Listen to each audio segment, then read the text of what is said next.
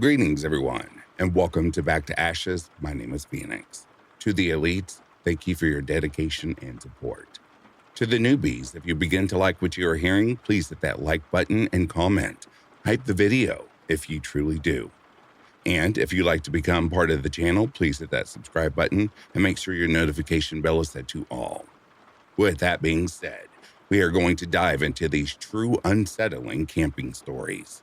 So, cuddle up, sit down, take a break, whatever it is you need to do to get comfortable, and let's jump right into this vocal melatonin. Right after this intro, there will be an ad. I'm going to read the first story, there will be an ad, and after that, there will be no more ads within this video.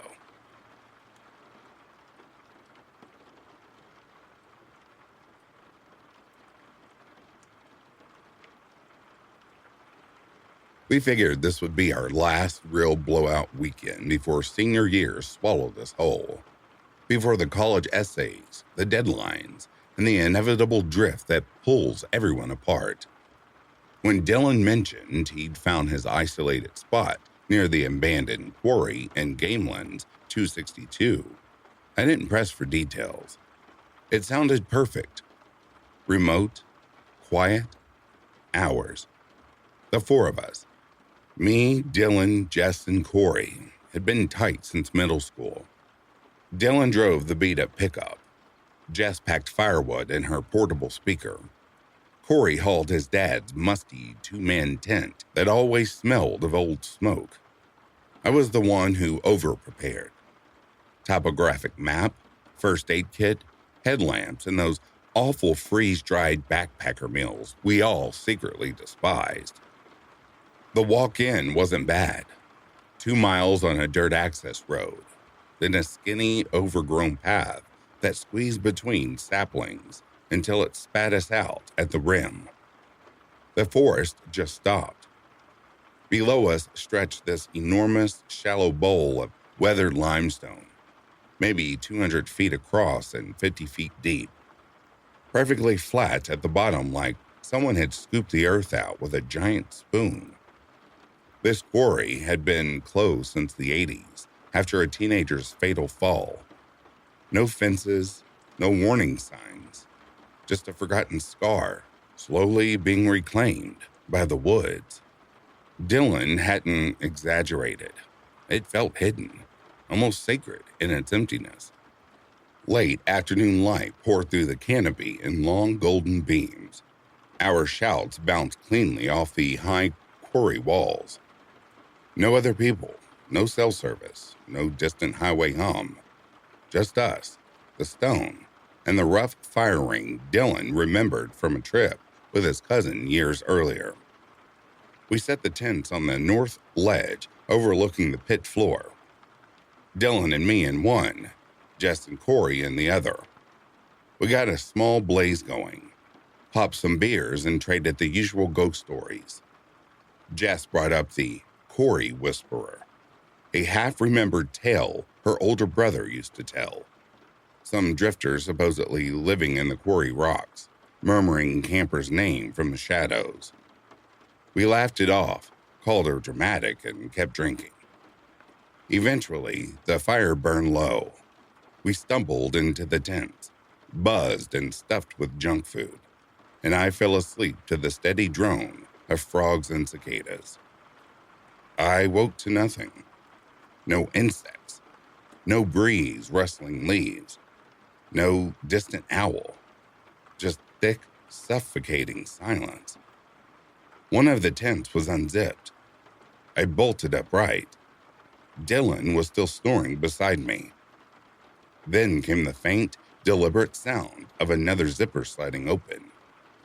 Definitely from Jess and Corey's tent. I crawled out and looked across the clearing. Their tent flap hung half open in the moonlight. Motionless. I hissed Corey's name. Nothing. Barefoot, I crossed the cold dirt to their tent and peered inside. Empty sleeping bags, unzipped and abandoned. A faint path of trampled grass trailed away from their door, leading toward the ridge down into the quarry. Hard hammering, I followed it. About halfway down the slope, I stopped cold. Someone had built careful towers of stone, dozens of them, arranged in tight, narrowing spirals that drew the eye toward the very center of the pit floor. And there, sitting cross-legged in the middle of it all, was Jess, motionless, staring straight ahead. I sprinted the last few yards, grabbed her shoulders. "Jess, what are you doing?" She didn't turn, but her voice came out small and calm. "Don't break the circle." I looked down. The dirt around her was covered in footprints. Long, narrow, bare. Some fresh, some overlapping, as though someone, or something, had walked endless slow circles around her for hours. I scanned the dark tree line ringing the quarry. Nothing visible, but the air felt watched. "Where's Corey?" I asked. Her glassy eyes finally met mine. "He heard someone calling his name. I tried to stop him. He went that way."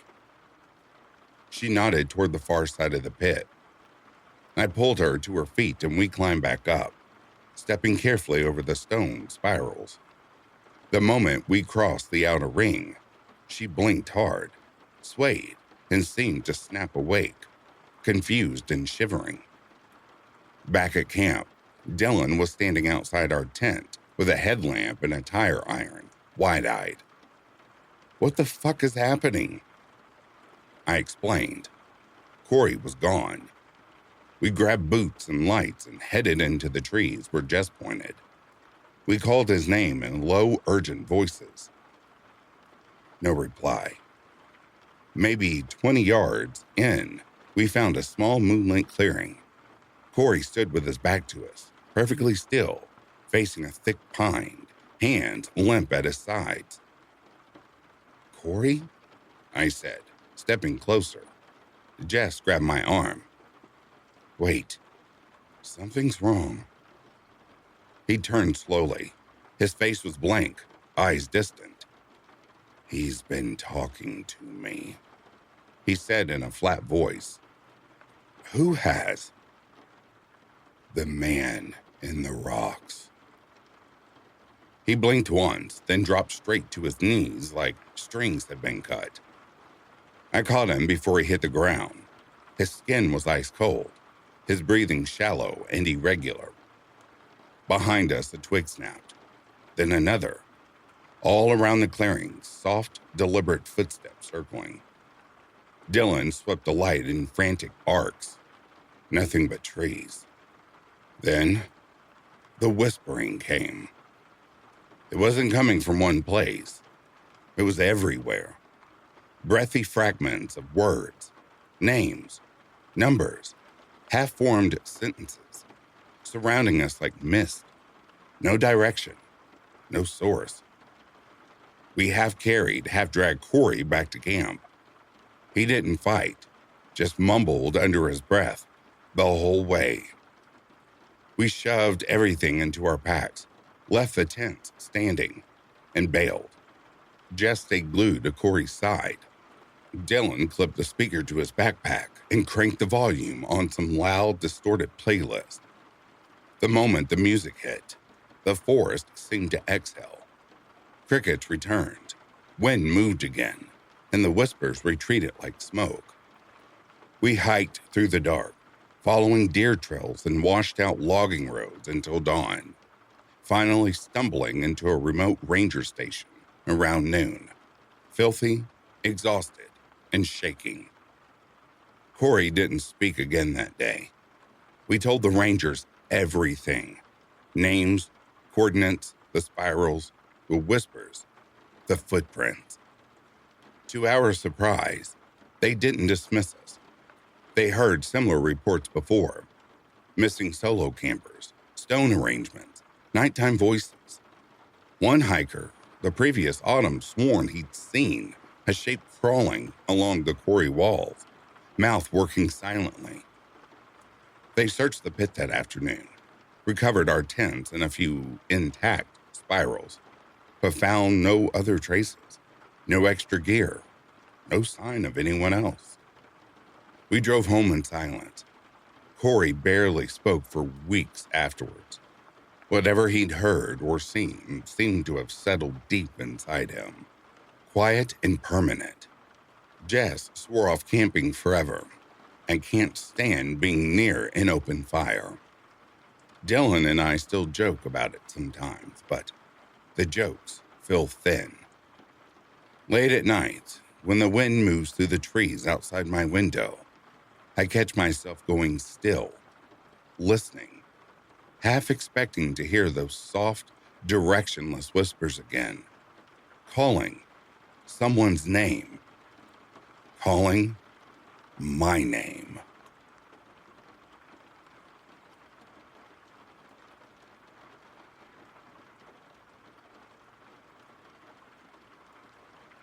During the 1980s, I spent most of my time behind the wheel of an 18-wheeler, crisscrossing the country for weeks or even months at a stretch. State lines and time zones blurred together like mile markers on a long stretch of asphalt. The hauls were tough, endless hours, unpredictable weather, and the constant hum of the engine. But the pay was solid. As a young single guy with no family tying me down, I embraced the life. It suited me. Just the open road, my rig, and the freedom to chase the next load. Holidays were always a bit complicated.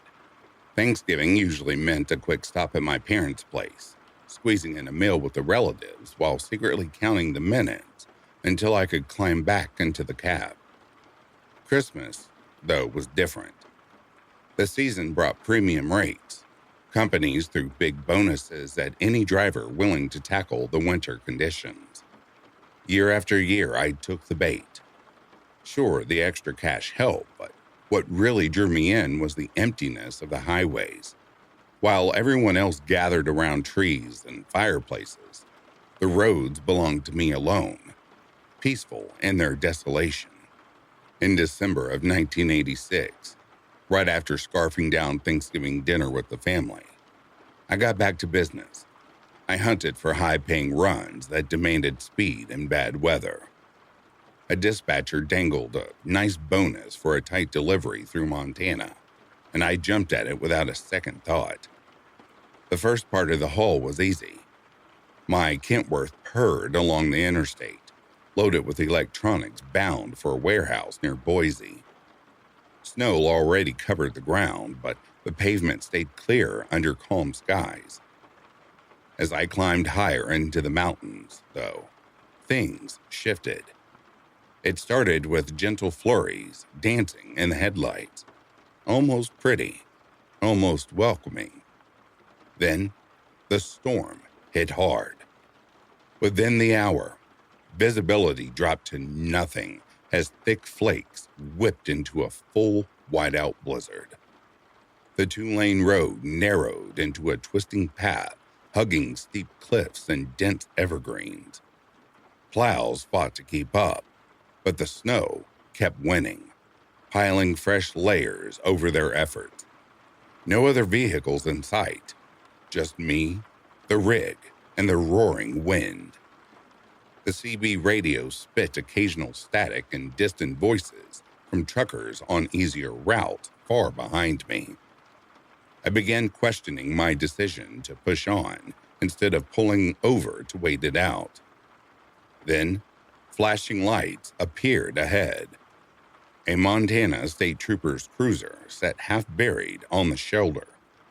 He flagged me down, and I eased the big rig to a stop, tires grinding on ice.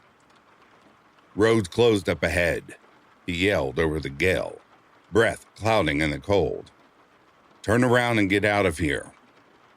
I leaned out the window, wind stinging my cheeks. "Can't turn here. I'm too long. Need a real turnout." He rubbed his gloved hand across the hat. "There's a pullout about 2 miles up. Road still open that far. Use it to flip around, then head straight back down. Don't linger. I'm serious. I agreed, rolled up the window, and crept forward. Those 2 miles felt endless. Snow deepened by the minute, and gusts shoved at the trailer, nudging me toward the guardrail.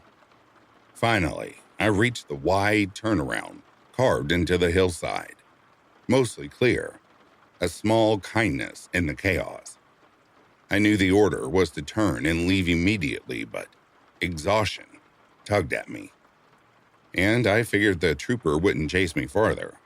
I parked, killed the headlights, and let darkness swallow everything except the faint dashboard glow. The wind battered the cab, rocking it like a cradle. Too worn out to fight it, I wrapped myself up in a blanket and my heavy coat, crawled into the sleeper berth, and passed out. I woke up to utter silence, like the world had stopped breathing. Then the wind returned, a deep, mournful groan. The cab was black, except for the dim instrument lights. My fingers were numb, breath fogging in thick clouds. The engine had died. The key was still in the ignition, but nothing happened when I tried to start it. Only weak groans, then clicks. The battery had failed somehow, taking the heater and any hope of warmth with it. Panic crept in. I grabbed my flashlight. Its narrow beam revealed frost coating the inside of the windows like lace. My watch read 3:42 a.m. The storm had raged while I slept, burying the pullout in fresh powder. Walking down the mountain in that mess seemed suicidal. Instead, I layered everything I had, blanket, coat, even an old towel, and curled back up, relying on my own body heat to survive. Time dragged. I drifted in and out until pale light filtered in at dawn. Snow pressed against the windshield, nearly to the roof, creaking under its own weight. 7:13 a.m., hours without heat, and I was still alive, but barely. Joints stiff. I forced myself upright and looked out. That's when I spotted them. Footprints in the snow. Not tire marks. Human prints. They began just feet from my door, curved in a wide loop around the truck, then vanished into the white. Someone had been here, circling while I slept. Heart pounding, I shone the flashlight out. The prints deepened in one spot, right outside my door, as if the person had paused there, staring in. Adrenaline burned away the cold. I yanked on my coat, shoved the door open against the wind, and stepped out, boots sinking deep. I followed the trail. It wandered erratically around the rig. At the back of the trailer, my stomach dropped. A clear handprint pressed against the metal door. Long, thin fingers, snow already drifting into the grooves. I spun back toward the cab. The wind carried a sound. Not howling, but faint laughter. Distant and unmistakable. I ran, slammed the door, locked it, chest heaving. The cold inside suddenly felt safer than whatever lurked outside. I snatched the CB. Breaker, breaker. This is Blue Sky, stranded on Highway 12, past the pullout. Mile marker 188. Anyone copy? Static. I tried again. Big Sky here, engine dead, stuck in the storm. There's someone out here, need help. The static warped, then a voice. Low, garbled, like it came through water. Not alone. I gripped the mic tighter. Who is this? No answer. Only that laughter again, crackling through the speaker. I dropped the radio like it burned. Outside, the tracks had vanished under fresh snow, erased as if they'd never been. I sat frozen, cold, gnawing deeper until plow headlights pierced the whiteout. 2 workers climbed out and approached. "You're damn lucky," one said, yanking my door open. "Truck's iced solid. Must have been hours." I nodded, too numb to speak, and let them help me into the warm plow cab. As we descended, I glanced back. The handprint still lingered on the trailer door for a moment before snow hit it. In town, they rushed me to the hospital. Nurses bundled me in heated blankets. A doctor checked me over. "Very lucky," she said. "Minimal frostbite, core temp held. Much longer and—" I didn't need the rest. Later, a tow driver hauled me back up for the rig. Chatty local, full of mountain tales. When we reached the pullout, the truck sat half buried. I circled to the trailer. The handprint was gone, metal clean, but the watched feeling clung to me. I got the Kenworth repaired and drove on. Storm cleared, roads open. I tried to leave it behind, but the footprints, the laughter, the underwater voice, they stayed, burrowing deep. Months later, another driver mentioned seeing a figure standing in the snow on that same stretch, just watching as he passed. I didn't share my story, but I believed every word. Even now, decades later, I steer clear of that highway. Call it superstition if you want, but some stretches of road carry things better left undisturbed. Some presences don't need explaining. They just wait.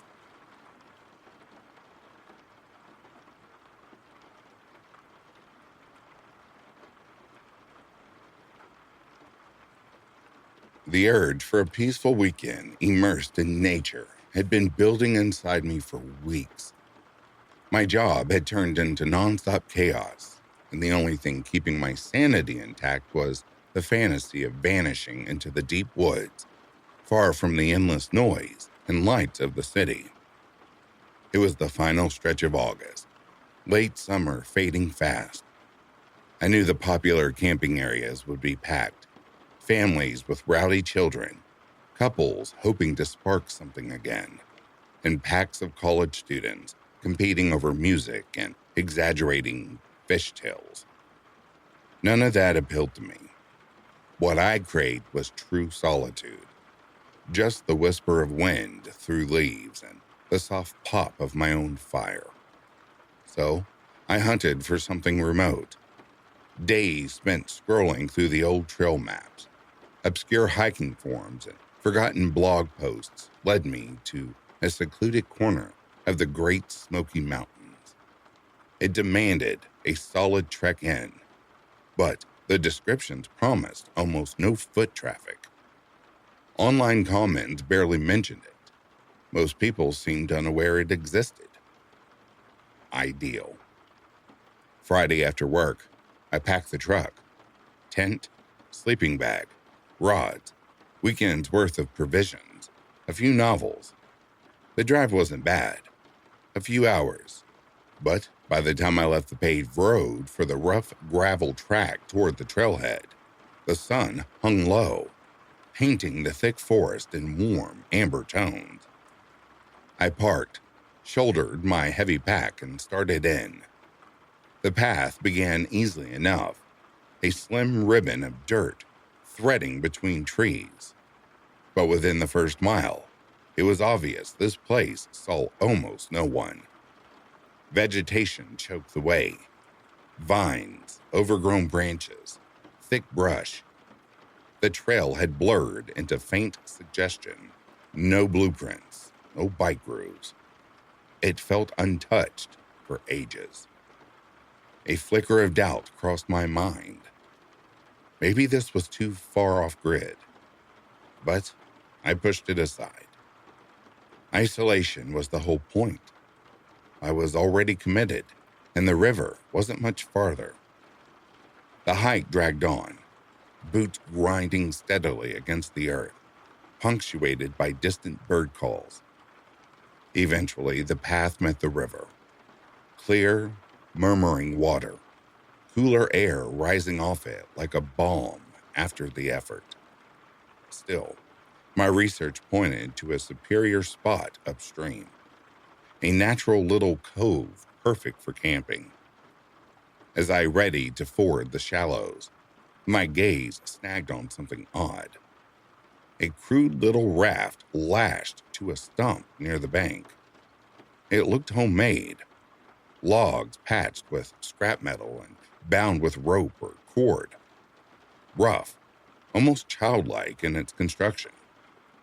I studied it, puzzled. Who would leave something like that here? It felt wrong, out of place, but I told myself it was probably an old scout project, abandoned years ago. Harmless. So I moved on. Another hour of pushing through dense growth brought me to the spot I'd targeted. Level ground beside the river, open enough for a fire ring, surrounded by trees ideal for a hammock. The light was fading fast, but I had time to pitch camp, build a blaze, and settle in. That afternoon I fished, landed enough for dinner, then wandered a short loop to take in the scenery. Endless ridges, massive trees stretching skyward. High on one distant slope, I glimpsed what might have been a cave mouth tucked among boulders. Something to explore tomorrow, I thought. For now, fire, food, and quiet were enough. Night arrived and the forest transformed. Daytime calm turned heavy and watchful. Trees loomed like dark guardians. My fire became the sole beacon, its dance barely piercing the suffocating dark. The thick canopy swallowed stars and moon, plunging everything into near total black. Even the river seemed to drink the light, its surface dull and still. I fed the flames for hours, reluctant to let them dim. The silence pressed in, thick and absolute. Exhaustion finally won. I hung my hammock close to the fire's glow. Higher off the ground felt safer, and drifted off. Knife nearby, convinced no bears roamed this section anyway. Around 2 a.m., a faint rustling pulled me awake. Sleep clogged. It took seconds to process. Movement in camp. I eased up, peering over the hammock edge. Near the dying coals, a small shape shifted in shadow. Raccoon, I assumed. Scavenger. No big deal, if food was secured. Then the hammock swayed. Not hard, but enough to rock me. I went rigid, pulse hammering. Maybe tangled straps?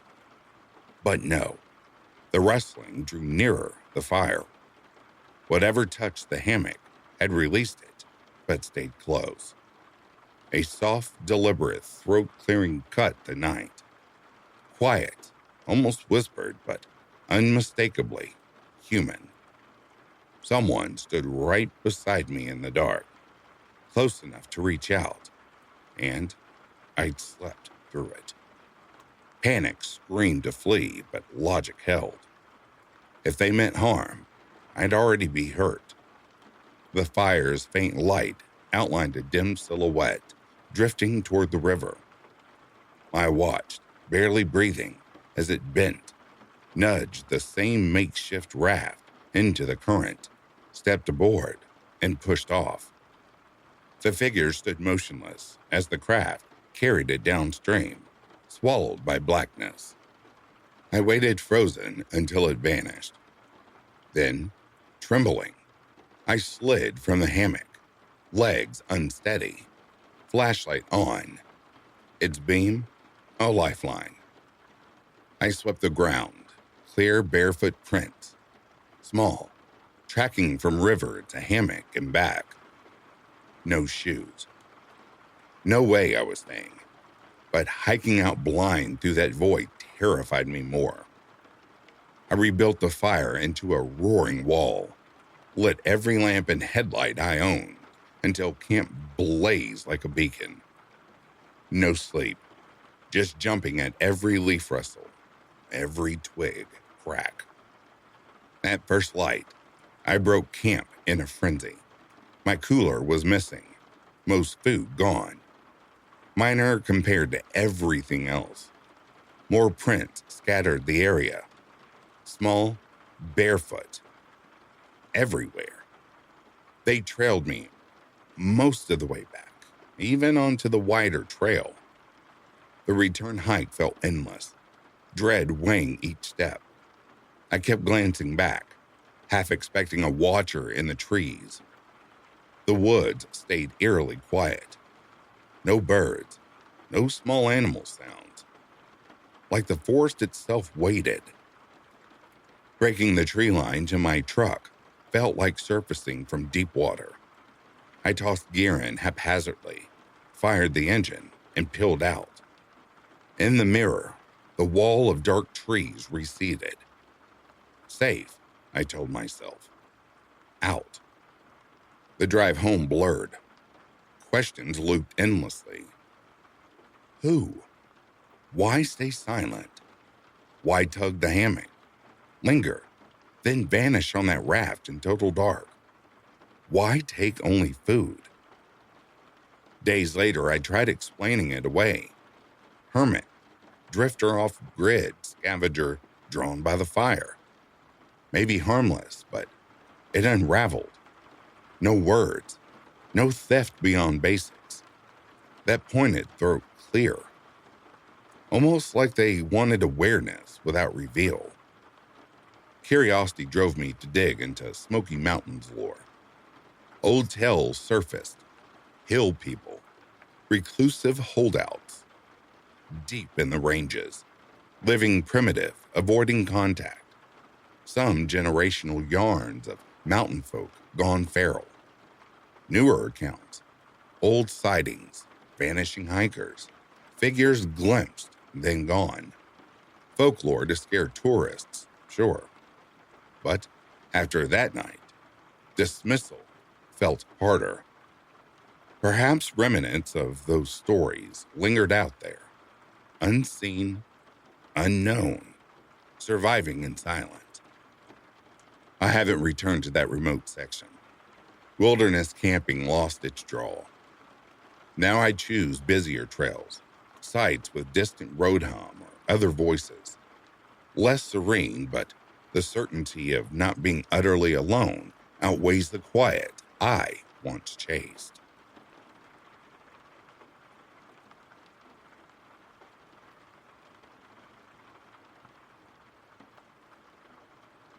I don't have one, but two stories, so I'll share them both with you. I've always chased that rush of testing my endurance, seeing how far I could drive my body and mind before they begged for mercy. Back in my college days, my buddies and I earned a reputation for insane camping expeditions. Treks into howling blizzards where the wind clawed at every bit of uncovered skin, or plunges into silent snow-choked forests that felt like stepping into a frozen void.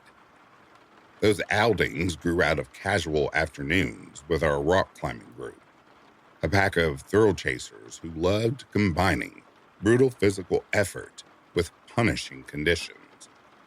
The tougher the ordeal, the greater the high when I emerged drained but alive with victory. It turned into a habit, a twisted point of pride among us adrenaline junkies. So, when the notion hit me to camp in Death Valley at the height of summer's inferno, it felt like the natural next level, an extreme trial I couldn't resist. But I wasn't reckless. I understood how deadly that place could be. To prepare, I ran a string of dry runs in the remote stretches of desert straddling the Arizona-Utah line. Those barren zones offered nothing but endless dunes, sparse vegetation, and merciless sun. They forced me to hone patience, perfect survival skills, rigging shade from tarps and stones, trapping pockets of cooler air. experimenting with water lemons to learn exactly when my body would start to rebel. On one of those prep trips, I ventured farther into nowhere than ever before, about 60 miles from any paved road, in a spot so pristine it seemed humanity had never touched it. The sun hammered down like a furnace, the air rippling with heat waves that turned the horizon into dancing illusions. I spent the afternoon refining emergency shelters, carving shallow pits lined with tarps, anchored by heavy rocks. Sweat poured off of me, evaporating almost instantly on the parched ground with a faint sizzle. As the sun dipped lower, streaking the sky with fiery oranges and bruised purples, bone-deep fatigue settled in, mixed with quiet satisfaction. I decided to exploit a nearby arroyo, figuring the ground might offer a sliver of relief. My boots ground against the fractured soil, each crunch echoing into the vast emptiness. That's when I spotted them. A pair of pristine white sneakers, half sunk in the sand, catching the fading light. I edged closer, curiosity overriding my weariness. Dark, crusted stains marred them. When I nudged one with a stick, it tipped, revealing a sickening mess inside. Congealed blood mixed with bits I didn't want to identify. A jolt of alarm shot through me. The cicada's drone suddenly felt louder, almost deafening. Animal mauling? I tried to convince myself. Coyote. Maybe a bad snake bite. But the shoes sat too neatly in this untouched wilderness, and that much gore didn't fit in any clean explanation. The sun dropped farther, stretching long shadows that twisted the familiar terrain into something hostile and strange. Full dark was still hours away, but the light was failing fast. I scanned the flat expanse for any sign of movement. Nothing but wind stirring brittle shrubs. My throat tightened as I turned back toward camp, the earth feeling unsteady beneath me, as though it concealed horrors ready to surface. Nearing my sight, I noticed more scattered items, torn jeans hooked on thorns, a ripped shirt half buried, all smeared with the same rusty red-brown. My stomach plummeted. I sprinted the last stretch. My equipment remained untouched. But an oppressive sensation crawled over me, like unseen eyes boring into my back, raising every hair. For the next hour, I fortified everything, tightening stakes, concealing reflective gear, readying my flashlight and loaded .22. I crouched, ears straining in the oppressive quiet. No howls, no wings, just a void so profound it threatened to swallow me whole. I grabbed binoculars and scrambled up a low ridge overlooking the basin. My legs shook from exhaustion and nerves as I focused the lenses, sweeping that cracked plain. About a mile off, something odd caught my eye. A disordered heap of objects. I adjusted the focus. Women's clothing, wigs, high heels, makeup cases, all streaked with dark stains. A cold shiver run through the heat. A faint breeze carried a whiff of rot. I blinked hard, hoping it was illusion, but the pile stayed put. Whoever left that mess hadn't done it by accident. It screamed deliberate. Trash from something awful, or worse, some kind of twisted memorial. Every instinct yelled to flee. I hiked out to confirm. Dresses, shoes, fake nails scattered across nearly a mile of sand. The sight turned my stomach. The sun bled away, leaving only a crimson rim. I knew I should bolt while daylight lingered, but my gear was spread out, my car parked far off. Stranding myself at night would be suicide. But I stayed, reluctantly. I built a tiny fire, just long enough to heat water for a bland meal, then smothered it to avoid drawing attention. I shifted camp nearer the car, dug a distant fire pit to mislead, then hunkered in shadows with my pistol close, every sound amplified. Hours dragged, exhaustion tugged at me, tempting sleep.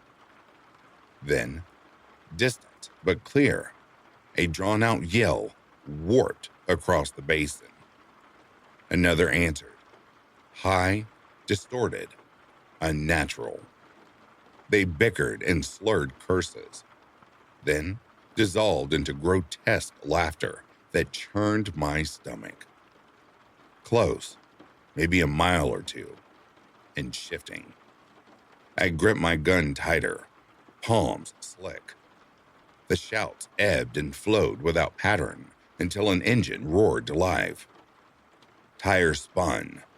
The vehicle tore off, echoes rebounding off distant ridges. Silence crashed back, heavy and judgmental. I couldn't wait for dawn. Dread coiled in my chest. I stuffed essentials into my pack, abandoning the rest, fingers clumsy. The dashboard clock glowed 3:02 a.m. as I lurched onto the rutted track, headlights slicing feeble tunnels through black. The road battered me, but I floored it, desperate for town lights. Then, headlights appeared ahead, bright, charging from a side trail, closing fast. I jammed the accelerator. The world blurred. They matched me in the mirror, relentless. But the main road finally smoothed, and the gap widened. By the highway junction, they'd vanished into the dark. Dawn was a thin gray promise when I rolled into a gas station lot, neon buzzing overhead. Signal returned. I dialed the police, spilling everything. The bloody shoes, scattered clothes, eerie voices, the chase. The dispatcher listened, then said they'd investigate. I waited as the sky blushed pink, civilization humming around me. The questions linger. Who were they? What had happened out there? Police never shared results from my report. Friends called it a hallucination from heat and fatigue. But I can't shake the certainty. It was real. Story number 2. The wilderness has always been my refuge, a place where the city's noise fades and I find clarity in vast quiet. Those solo overnight backpacking trips became my private ceremony.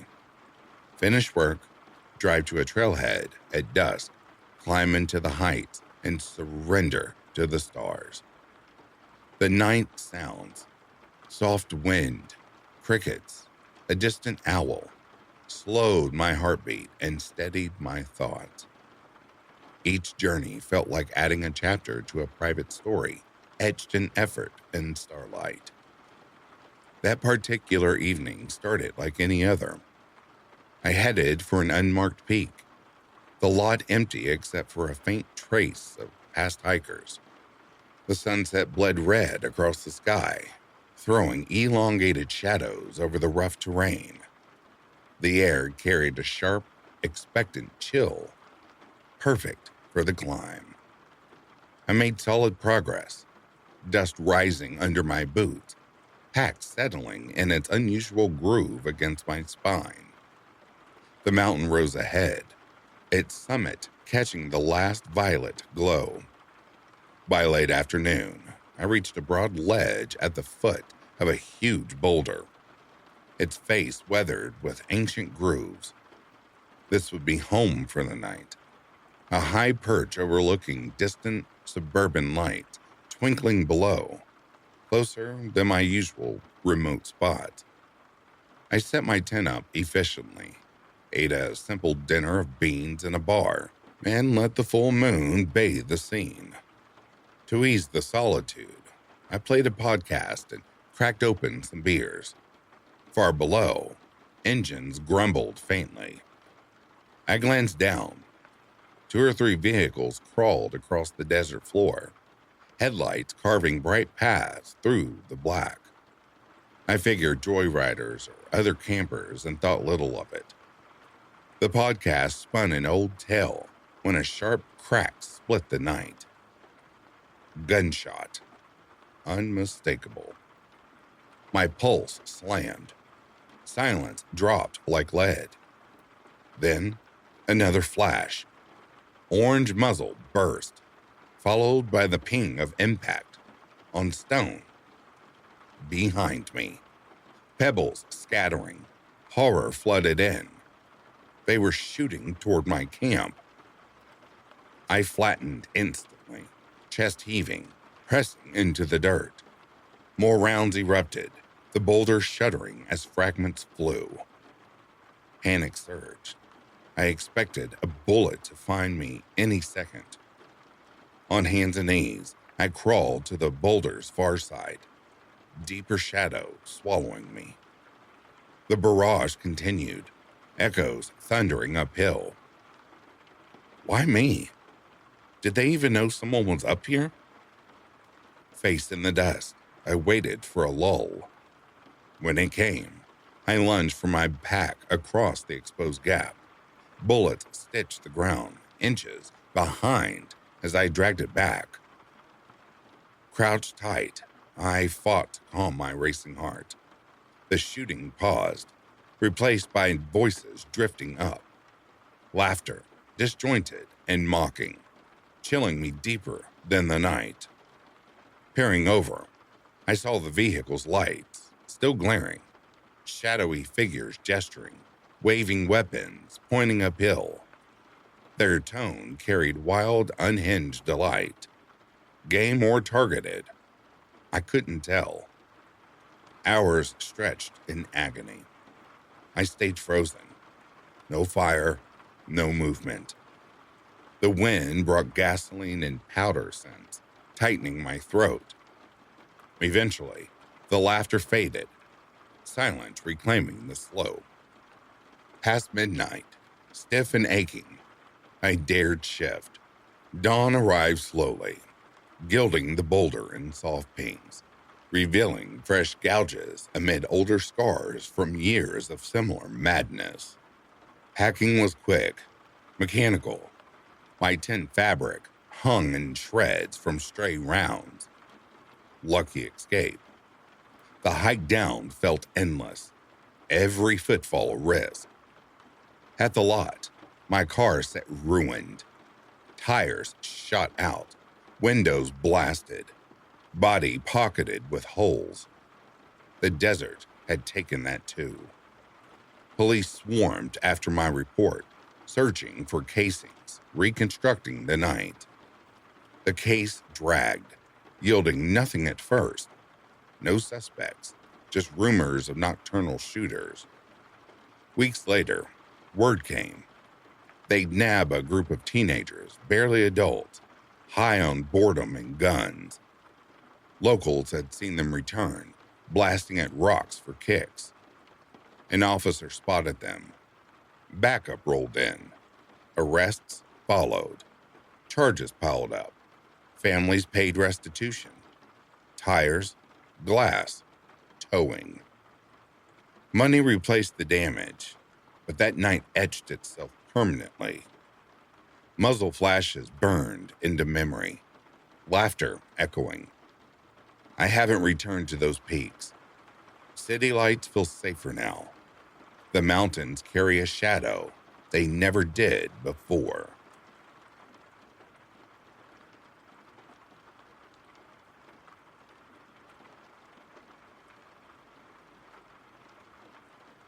In the summer of 2018, I purchased my van, a rugged steel gray beast on wheels that symbolized liberty and a stripped-down way of living. I customized it carefully. A sleepy, cozy area, compact cooking station, a solar-powered heater, and powerful exterior lights that could illuminate the surroundings instantly. For more than a year, I roamed the United States, chasing the allure of ancient redwood groves, vast silent deserts, and thunderous rivers. Yet, nothing readied me for the evening when my journey took a dark turn. It happened in the spring of 2019. I was navigating remote, unpaved trails deep in Colorado's wilderness, miles away from any highway or sign of modern life. The scent of pine and damp soil filled the air, and a crisp wind slipped through the slightly open windows as gravel popped beneath my tires. Fellow nomads had mentioned an obscure path leading to perfect seclusion and stunning views, so I decided to seek it out. As afternoon faded, I broke through thick woods into an open space and was startled to discover a small cluster of buildings tucked away there. No map showed this place.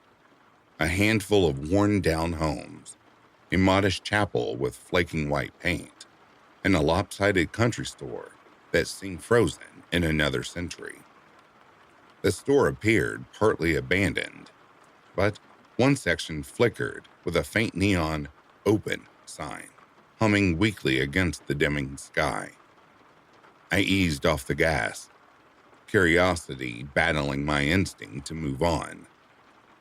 Warm light spilled from what looked like the bar area, and low voices drifted out when the doors swung briefly open and closed.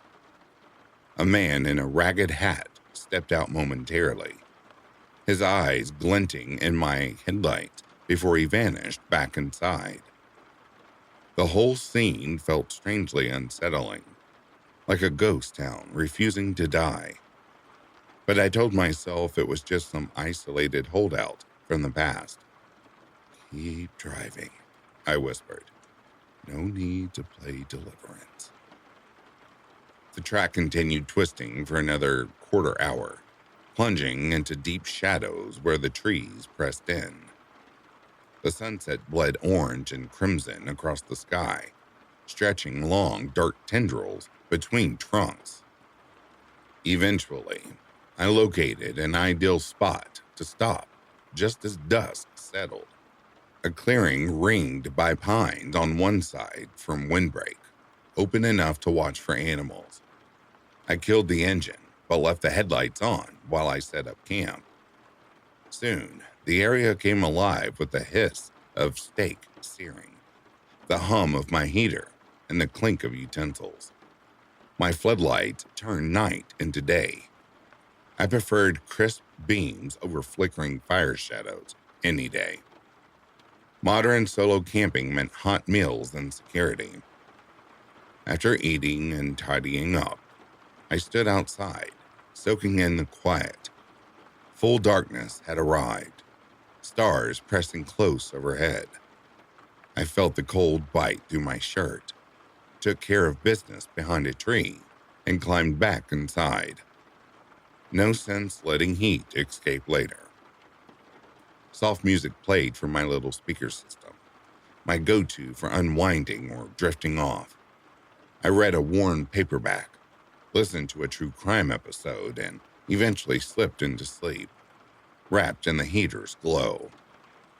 Something yanked me awake at around 2 a.m. The silence outside was absolute, heavy, wrong. Then I heard it. Footsteps. Several, accompanied by faint metallic scraping sounds. My pulse spiked. I sat up and looked through the window.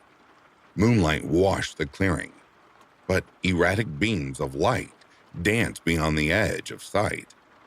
Shapes shifted in jerky, unnatural ways. I cursed myself for turning off the exterior lights. They drained the battery fast. Skin crawling, I watched one beam locked onto the van, blindingly bright. I dropped low. Thoughts raced. Kids messing around? Poachers? But who prowls an unoccupied site like this? I put on boots, cinched my belt, and drew my large hunting knife. Staying quiet, I moved to the side door and tried the handle. Locked. But I hadn't locked it from outside. Another beam swept across, lingering long enough to reveal a gaunt face. Sunken cheeks. Wild eyes reflecting the light like an animal's. The glare shifted, and I flinched back. "Hey!" I yelled, voice hoarse. "Back off! I'm armed!" No answer. Only muffled voices murmuring, words lost to the breeze. I grabbed my phone. 0 bars. The rear door was locked too. Then a metallic click sounded overhead. The roof hatch creaked open on its own, letting in a rush of icy air. A repetitive metallic chime echoed, like a coin flipping over and over, freezing my blood. They'd somehow secured me inside from the exterior, forcing an exit through the roof. Sweat soaked me despite the chill. The open hatch yawned above like a trap. I refused to look up. Seconds dragged. Then the hatch slammed shut violently, rocking the van. No sounds from above. Peering out again, I saw the figures retreating at speed toward the distant settlement, lights bouncing wildly in chaotic patterns. Their motion didn't look fully human. Too fast, too erratic, shadows twisting unnaturally. Gritting my teeth, I tried the side door once more. This time it opened. Cold air poured in, carrying pine in a sharp metallic tang. Outside, chaos. My gear scattered, plates flipped, a pot kicked into bushes. Nothing stolen, but the ground around the van bore deep, curved grooves in the earth. Deliberate, heavy impressions, as if something had pressed or danced there in patterns. Shaken, I muttered curses and hastily repacked, slamming doors. Headlights cut the dark as I spun the van around and floored it, racing deeper into the forest, past trees that stood like silent witnesses. I drove nearly an hour, tires sliding over roots and holes, mine replaying hollow faces and that eerie coin-flipping sound. Finally, I stopped, gasping. I chose deeper wilderness over heading toward people. Solitude felt safer than whatever lurked near that place. I double-checked every lock, gripped my knife, and collapsed into my bedding. Sleep came in fragments, broken by every rustle. Dawn arrived, pale through the pines. Stepping out, body stiff with adrenaline, I found the same strange impressions circling the van. Fresher now, more precise, arranged too methodically for chance. I traced one with trembling fingers. The marks felt intentional, almost like a ceremony. My thoughts returned to the hidden village, the sprinting figures vanishing toward it. A prank? Locals scaring outsiders? But those grooves mocked any simple explanation. I photographed them, needing proof I wasn't imagining it all. The sun climbed, offering thin reassurance, but the night's terror clung. I turned the van toward the nearest real town. In a busy diner, amid normal chatter and the smell of coffee and bacon, I tried to steady myself. The waitress was friendly until I asked about a small, unmarked settlement northeast. Chapel, old store. Her face strained. She glanced at an older man at the counter. He turned, expression grave. "You shouldn't go that direction, son." When I pressed, he spoke carefully. "That place, it's not mapped for good reason. Old tales call it cursed. Used to be a mining camp. Then something ran folks out. People say living there makes you sick." I told them about the night, the encirclement, the lights, the unnatural movements, the eyes. They exchanged looks. No more questions needed. I left my coffee untouched, started the van, and headed south, away from the mountains, away from that nameless spot and whatever it sheltered. The highway unrolled ahead, familiar and populated. Only in a crowded supermarket lot, surrounded by everyday noise, did my breathing finally ease. I never learned who or what those figures were, or what ritual those marks represented. But the memory of that night, the metallic scraping like endless coin flips in the void, lingers like a scar across my love of the open road. Even recounting it now twists my stomach.